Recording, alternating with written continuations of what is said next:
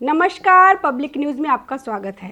वक्फ संशोधन कानून के बनने से पहले ही इसे लेकर काफ़ी विरोध हो रहा था और राष्ट्रपति के हस्ताक्षर से इसके कानून बनने के बाद इसके संवैधानिक वैधता को लेकर सुप्रीम कोर्ट में कई याचिकाएं दाखिल की गई।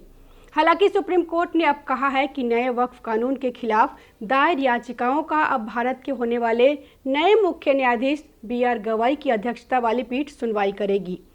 मुख्य न्यायाधीश संजीव खन्ना ने सोमवार को इस मामले की सुनवाई अगले सप्ताह गुरुवार तक के लिए स्थगित कर दी। वर्तमान मुख्य न्यायाधीश संजीव खन्ना ने अगले सप्ताह अपने सेवानिवृत्त होने का हवाला देते हुए यह घोषणा की। जस्टिस खन्ना मंगलवार को सेवानिवृत्त हो रहे हैं और जस्टिस गवाई बुधवार को नए मुख्य न्यायाधीश के रूप में पदभार ग्रहण करेंगे। सुनवाई को स्थगित करते हुए CJI ने कहा कि कोई भी अंतरिम आदेश पारित करने से पहले इस मामले पर विस्तृत सुनवाई होना आवश्यक है। वक्फ संशोधन कानून पर सुप्रीम कोर्ट सोमवार को सुनवाई टाल दी। अगली सुनवाई 15 मई को होगी। इससे पहले 17 अप्रैल को कोर्ट ने केंद्र को जवाब देने के लिए 7 दिन का समय दिया था। साथ ही अगली सुनवाई तक वक्फ बोर्ड में नई नियुक्तियों पर रोक लगा दी थी।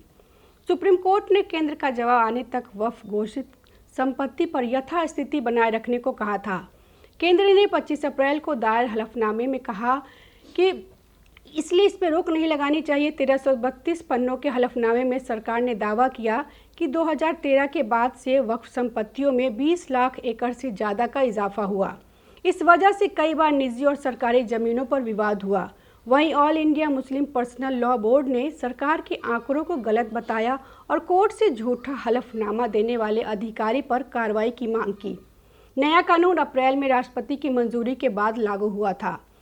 लोकसभा में 288 और राज्यसभा में 128 सांसदों ने इसका समर्थन किया था। कई विपक्षी पार्टियों ने इसका विरोध किया और सुप्रीम कोर्ट का रुख किया। CJI Sanjeev Khanna, justice PV Sanjay Kumar और जस्टिस KV विश्वनाथन की बेंच इस मामले पर सुनवाई कर रही है।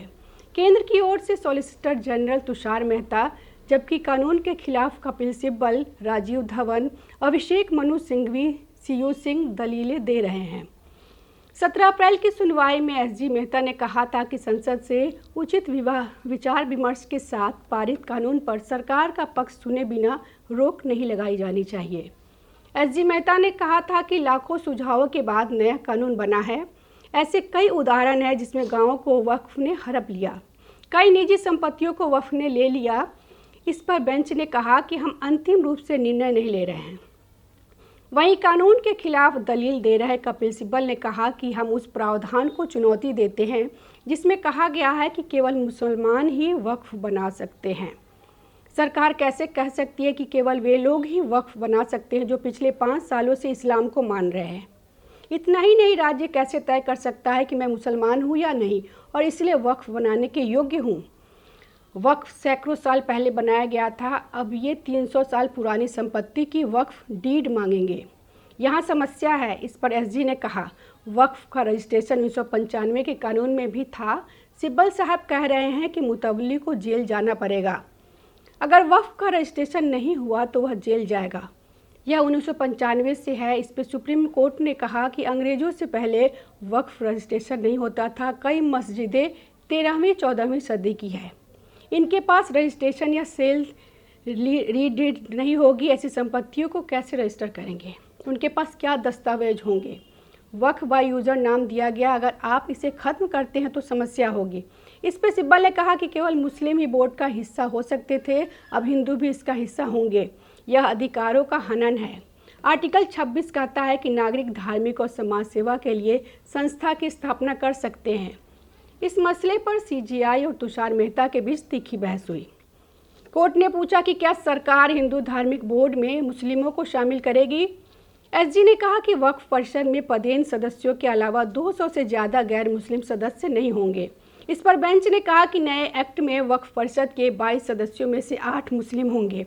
इसमें 2 जज ऐसे हो सकते हैं जो मुस्लिम ना हो। ऐसे में बहुमत गैर मुस्लिमों का होगा।